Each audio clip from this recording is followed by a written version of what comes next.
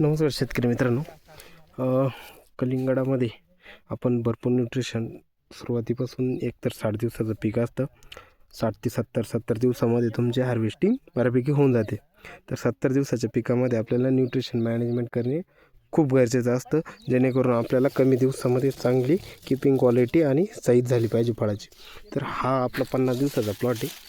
बऱ्यापैकी न्यूट्रिशन गेलेलं आहे याला, पण मग न्यूट्रिशन जाऊन पण थोडंसं साईजला जेव्हा थंडीमध्ये जर प्रॉब्लेम येत असेल तर आपल्याला प्रति एकरासाठी 50 ml फॉस्फोशिया आणि 50 ml पोटॅशिया HD, पोटॅशिया HD, फॉस्फोशिया HD हे आपल्याला ड्रिपद्वारे द्यायचं आहे, जेणेकरून आपल्याला फॉस्फरस अपटेक आणि पोटॅश अपटेक हा लगेच जलद गतीने होऊन आपल्याला फळाची साईज चांगल्यापैकी होऊन जाईल. तसेच आपलं कॅनोपी पण त्याने चांगली राहील. त्यासाठी आपल्याला प्रति एकराला पोटॅशिया HD 50 ml, फॉस्फोशिया HD 50 ml या दोघांचं मिश्रण करून ड्रिपद्वारे आपल्याला द्यायचं आहे. धन्यवाद.